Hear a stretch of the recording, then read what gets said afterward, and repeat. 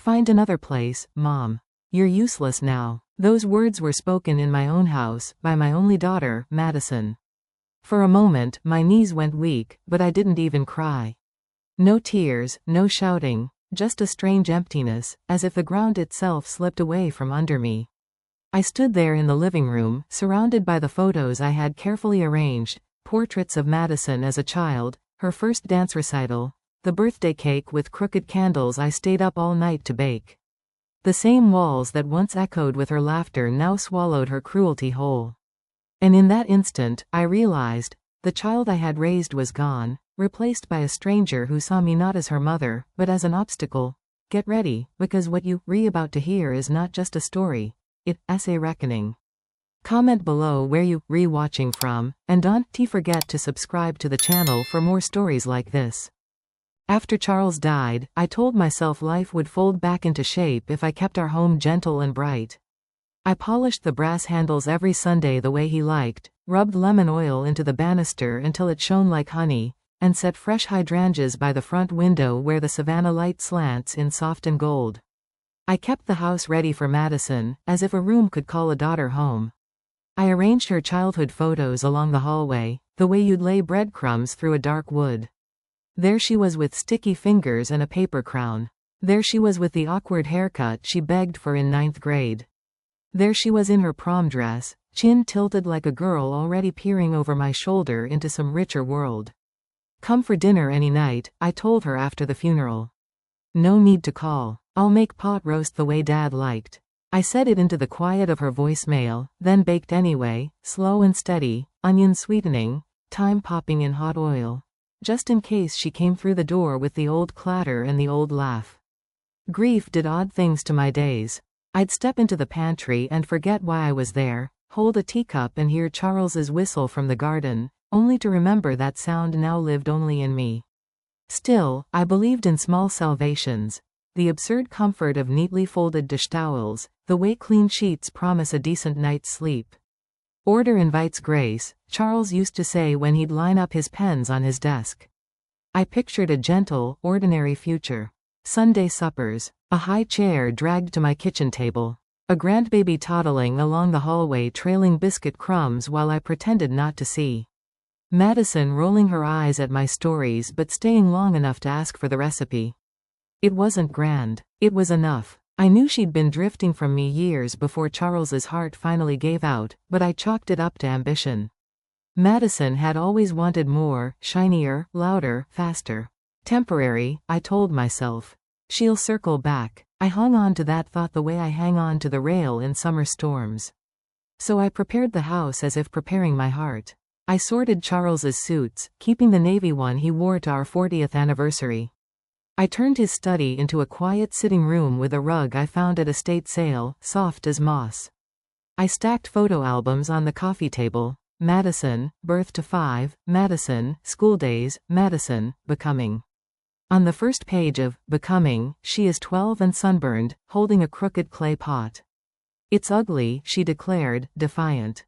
It's perfect, I told her, and I meant it, because it was hers. I practiced being alone without being lonely. I learned the names of the birds that visited the feeder: titmouse, wren, cardinal with his bossy crest.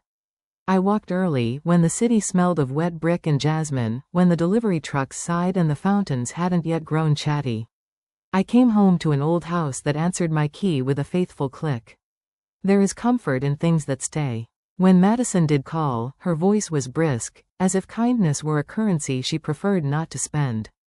Busy, Mom. Meetings. Ethan's firm is growing. We might be looking at a place in Buckhead, unless something opens up in New York. Don't fuss about me. I'm not fussing, I would say, already fussing.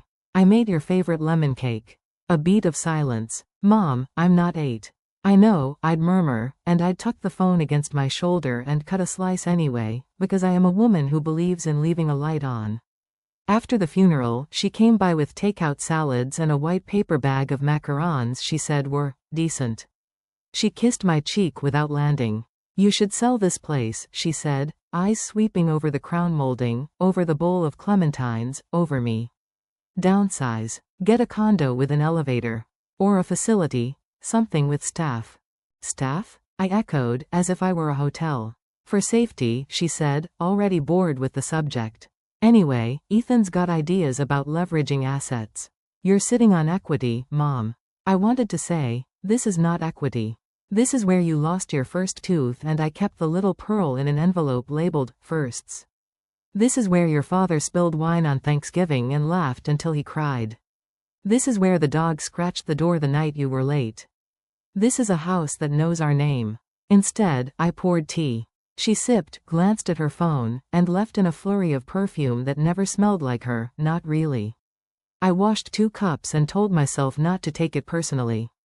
Children modernize, mothers absorb. But I also saw the new edges on her. The way she made every room a showroom, every conversation an audition. The way Ethan's name shadowed her sentences, Ethan says, Ethan thinks, Ethan will, as if she'd outsourced her conscience to his portfolio. Still, I kept the lilacs in April and the peonies in May. I kept the porch light soft after dusk.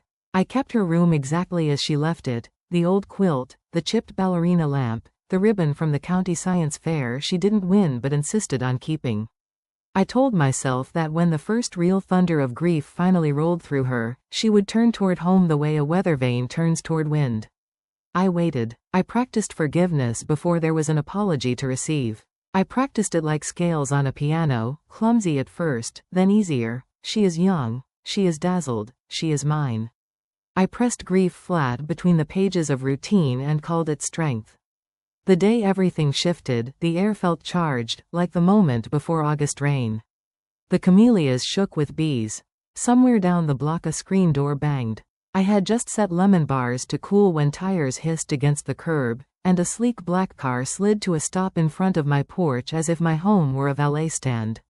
Madison stepped out in white linen and sunglasses so dark I couldn't see my daughter behind them. Ethan followed, all cologne and confidence, carrying nothing at all. I smoothed my apron and went to the door with a mother's old instinct, the one that still believes any arrival might be a return. The door opened before I even reached it. Madison didn't hug me. She didn't even smile. She just swept past, her heels clicking sharp against Charles's oak floors, the same floors he and I had saved 3 years to refinish. Ethan followed, his hand resting lazily on 2 large suitcases. He didn't greet me either. He looked around like a buyer at an open house. Mom, Madison said briskly, slipping off her sunglasses, we're moving in. For a second I thought she was joking. I actually laughed, a weak little sound that vanished into the air. You're, what? This house is too big for you, she said. And honestly, it's wasted space. Ethan and I need somewhere stable, and this is perfect. Close to downtown, good schools when the time comes. You should be at a motel on the highway, it'll be easier for everyone. She said it the way you'd announce a new paint color, casual and final. I stared at her. A motel? Ethan stepped forward, pulling a wallet from his jacket. He placed 2 crisp $100 bills on the hallway table, right on top of Charles's photograph in its silver frame. Just until you figure out your next move, he said smoothly. Consider this, transitional support. I looked at the money as if it were poison. My daughter, my only child, was buying me out of my own life with the price of a cheap grocery run. Madison, I whispered, my throat dry, this is your home. You grew up here. She tilted her head, her mouth forming that familiar impatient line. Correction, Mom. It was my home. Now it's mine. Ours. She laced her fingers through Ethan's. I tried to breathe, but the air felt thick, sticky. I thought of the hours Charles spent fixing the gutters, the summers we painted the shutters blue, the winters we huddled by the fire when the power went out. This wasn't just a house. It was the map of my life. Why would you do this? I asked, the words trembling out. Madison sighed, exasperated. Because you don't get it. You're stuck in memories. Ethan and I are building a future. And honestly, you'd just be in the way. I heard the echo of 100 little cuts that had led here. Oh, Mom, are you really still wearing those discount dresses? Do you have to tell that story again? People are bored. Honestly, you should be grateful. Not everyone has a daughter willing to take responsibility. Each memory stabbed me now, sharp and unrelenting. When Charles was alive, he had shielded me from her sharper edges. He'd say, she's young, Evelyn. She'll soften. But now he was gone, and what remained was a daughter hardened into something I barely recognized. I thought of the sacrifices, the second job I took so she could have piano lessons, the nights I went without dinner so she could go on school trips, the way I patched my old shoes with glue while she paraded around in new sneakers every season. All of it invisible to her. All of it dismissed. I reached for the photograph beneath the money, but Ethan's hand landed first. He picked it up, held it casually, then set it back down beside the bills. My Charles's face stared up at me, half covered by the cash. It felt obscene. I won't leave, I said quietly, almost to myself. This is my home. Madison's eyes narrowed. Don't make this harder than it needs to be, Mom. You can't manage this place on your own. And honestly, she looked me up and down, her voice like ice. You're not exactly useful anymore. The words sliced through me, the echo of something darker I'd hear again later. Please, I whispered, not sure if I was begging her to stop, or to remember, or to love me again. But she was already turning away, calling to Ethan about where to put the luggage. I stood in that hallway, feeling the ground tilt beneath me. The home I had poured my life into was no longer mine. My daughter, my flesh and blood, had reduced me to a tenant, a nuisance, a ghost. And as the sound of their laughter drifted from the kitchen, I realized, the first blow had landed. And it came not from a stranger, but from the very heart I had once carried inside my own body. They unpacked like storm clouds spreading over a bright day, fast, inevitable. Ethan hauled the suitcases to my bedroom, for now, while Madison opened cabinets and clicked her tongue at my spices, tossing out jars she called expired sentiment. Mom, no one uses nutmeg this old, she said, tipping it into the trash. We're modernizing. Modernizing, I repeated, because saying it kept me from crying. By afternoon, my quilt was folded at the foot of the guest bed. My blouses hung on a chrome rack in the hall. Madison stood where my dresser used to be, tracing the empty rectangle in the carpet with the toe of her heel. We'll put a Peloton here, she said. Self-care. I made sandwiches. It's what I do when the world frays. I butter bread, I layer tomato, I salt like prayer. I set 3 plates on the table out of habit. Madison glanced at them and smiled without warmth. We already ate, she said. Ethan got salads. He lifted a plastic container and kissed her cheek. Kale with lemon vinaigrette, he announced, the way a child shows a prize. I sat anyway, chewing the sandwich like penance. The house pulsed with a new rhythm, doors opening and closing, drawers sliding, Madison's voice instructing, correcting, claiming. You still buy those cheap dresses? She asked later, sorting my closet with brisk fingers. Mom, image matters. When people see you, they see me. It's a good cotton, I said, uselessly. She laughed, soft, dismissive. Adorable. At dinner, she scrolled her phone while I told a story about Charles fixing the porch light during a thunderstorm. She didn't look up. Mom, she said finally, we've heard that one. She made the word we sound like a jury. Ethan refolded my utility bills as if they belonged to him and slid them into a sleek leather folder. We'll handle these now, he said. Autopay. Efficiency. It's my account, I said. Our home, he corrected gently. That night, they stood in my kitchen whispering. Whispering has a weight, it settles on your chest. I rinsed the last plate and dried my hands slowly. When I turned, Madison was leaning against the counter, arms crossed, head tilted. Logistics, she said. We booked you a room at the Sunrise Motel on Highway 17. I pictured the sign with 2 letters burned out, the hum of ice machines, the thin towels that never cover much. For how long? Until we finish renovations, she said. There's no space with the contractors coming. You'll be comfortable. And it's close. She lifted her chin toward the 2 bills still on the silver frame. We gave you cash for incidentals. You're sending me away, I said. We're optimizing, she replied. I walked to the living room and sat on the edge of the couch where Charles used to nap with the newspaper tented over his face. Madison followed, arms still folded like armor. Do you remember, I asked, the blue dress you ripped climbing the sycamore? You cried, and I stitched the seam while you slept. Madison blinked, bored. Mom, nostalgia is not a plan. The first time she made me small, she was 11. I'd shown up to her classroom with cupcakes from a box mix, and she hissed, "Don't talk so much." The mothers wore lipstick like lacquer and carried bakery boxes tied with string. I told myself children are cruel because they're afraid. I told myself love would sand down her edges. I was wrong. The second wound came years later, at her graduation dinner. I tried to tell the story about her building a clay volcano that never erupted.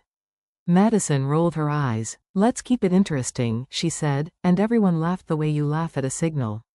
The wounds multiplied, quiet as mildew. A flinch when I reached to fix a loose thread on her coat. "Don't fuss." A sigh when I asked about her work. "It's complicated, Mom." A look, that look, like she was staring past me toward a brighter room. At the motel, the clerk slid a key across the counter without looking up.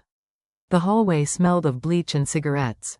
I set my bag on the thin bedspread and sat in the hum of the air conditioner, palms flat, like a student bracing for a test. Cheap lamps cast yellow halos. The bathroom fan buzzed like a trapped fly. I listened to the ice machine cough and the couple in the next room argue in low, exhausted voices about a car that wouldn't start. I thought of the garden at home, our home, the camellias drooping, the porch light I'd left on out of habit. Did they switch it off? My phone pinged. A message from Madison. "Send over the deed and insurance policy. Ethan says we need them for the renovation permits." I stared at the screen until the words doubled. Then I set the phone face down and breathed. In, out. The motel sheets rasped against my wrists. I felt suddenly, strangely steady. Not because I accepted it, but because the shape of the harm was finally clear. When a child breaks your heart, the shattering is quiet.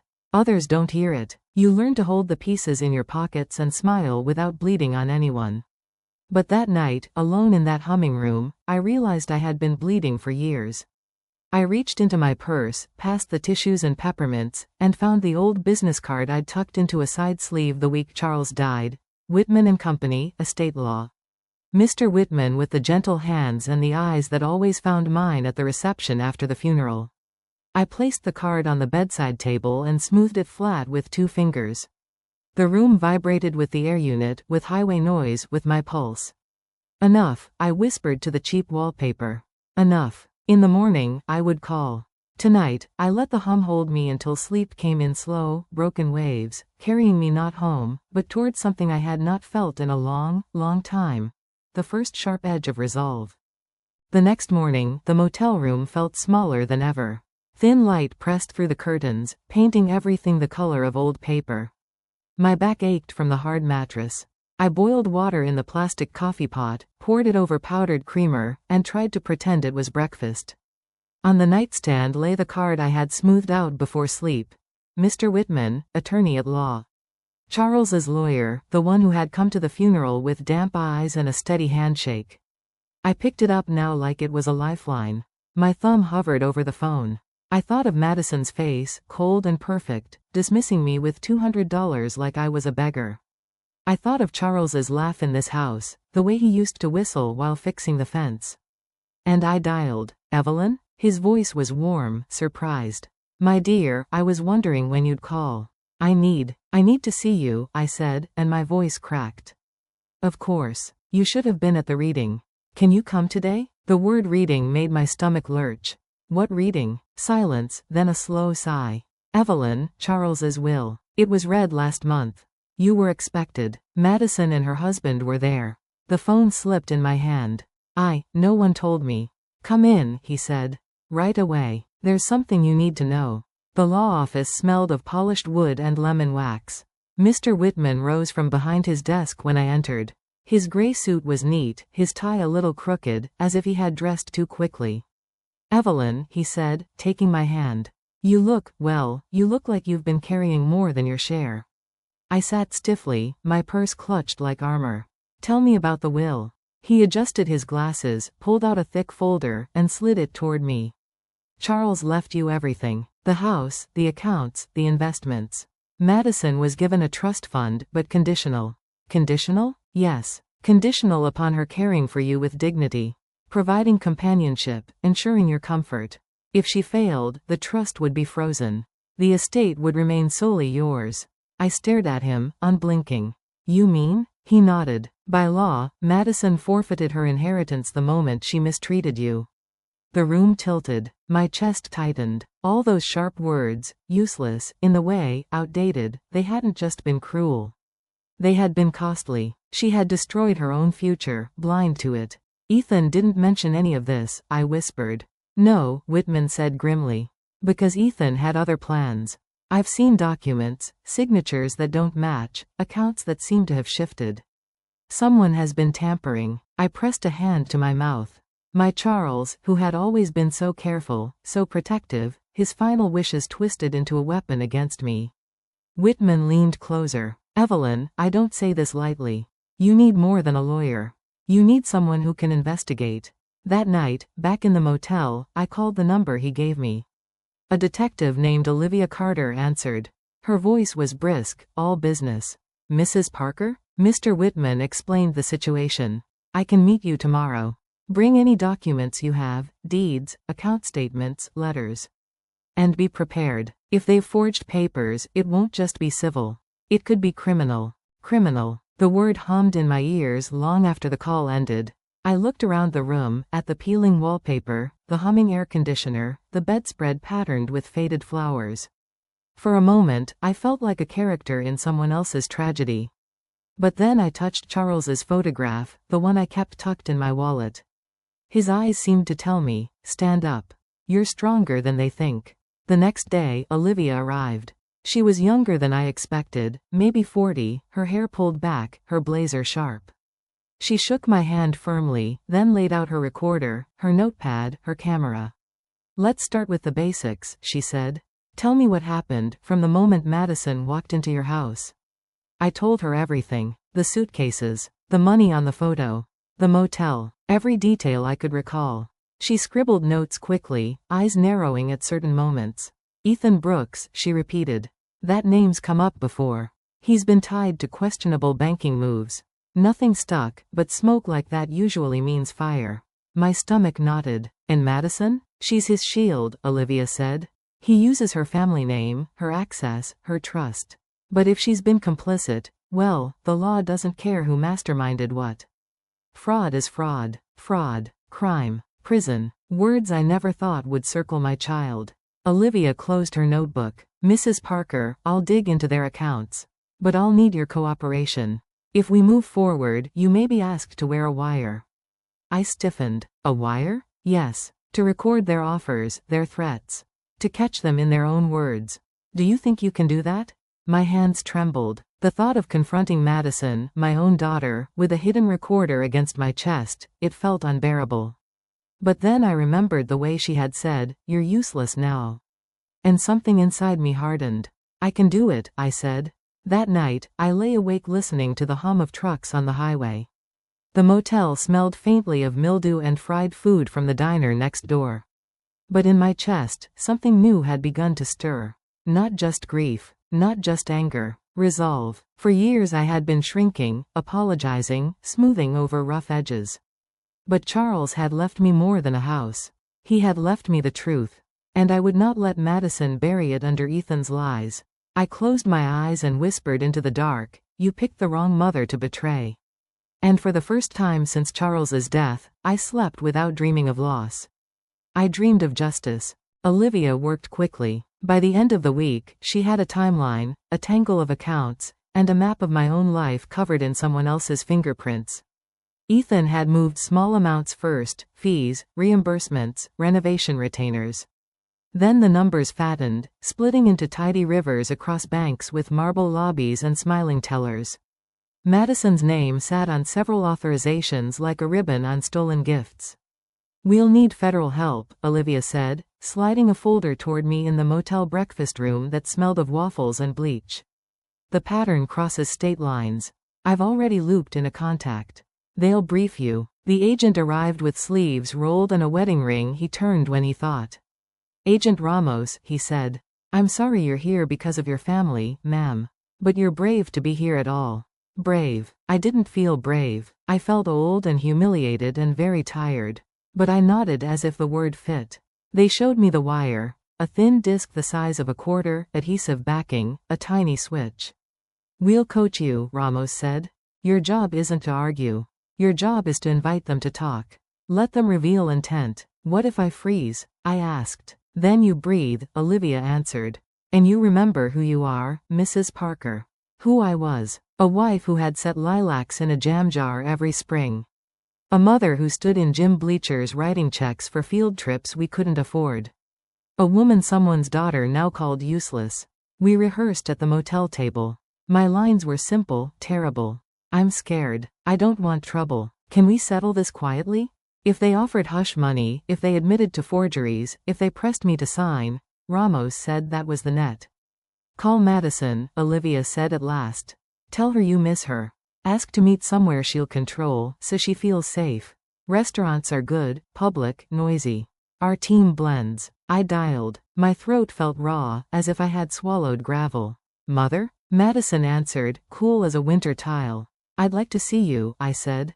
I'm at the motel, but I can come anywhere. A pause, just the whisper of her breath. Ethan says we should talk. Tomorrow. 2 o'clock, Beaumont Bistro. Of course, I said, and my voice came out small, exactly like we'd practiced. I didn't sleep much. At dawn, I ironed my good blouse on a towel and glued the wire beneath the neckline. The thing felt like a hot coin against my skin. Olivia checked the connection with a soft copy. Ramos handed me a tiny clutch with a second recorder, just in case. I tucked Charles's photograph inside, a square of courage. Savannah glittered with heat when I walked into Beaumont. The hostess smiled at my blouse and seated me by a window that looked over a live oak heavy with moss. I cupped my water glass to cool my hands.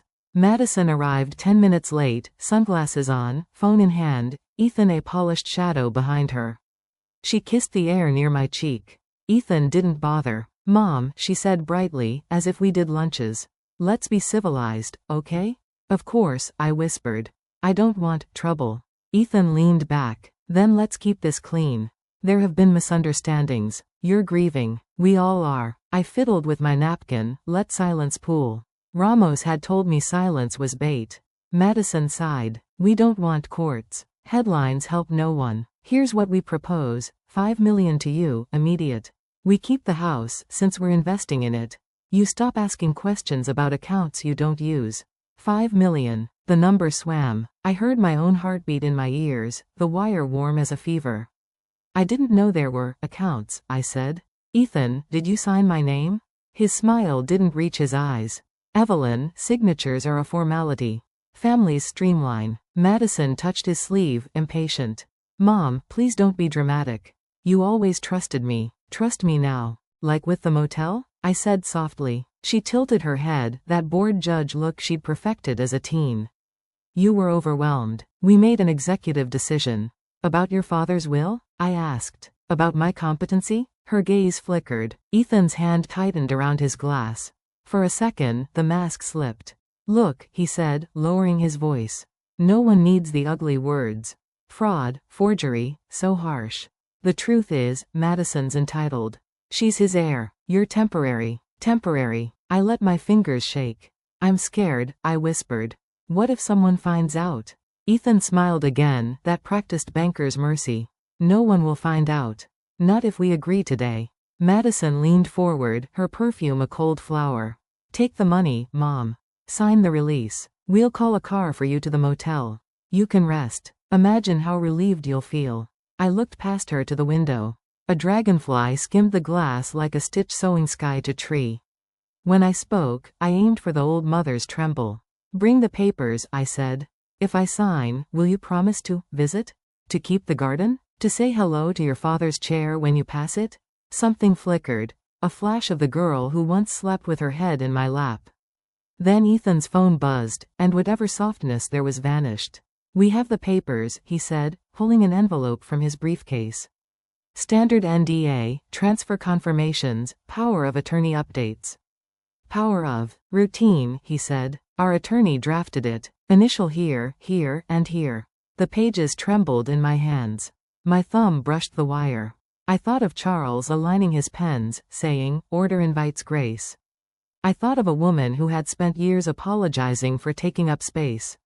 I thought of a garden light left on for a daughter who never came. I set down the pen. Ethan, I said, steady now, these aren't your millions.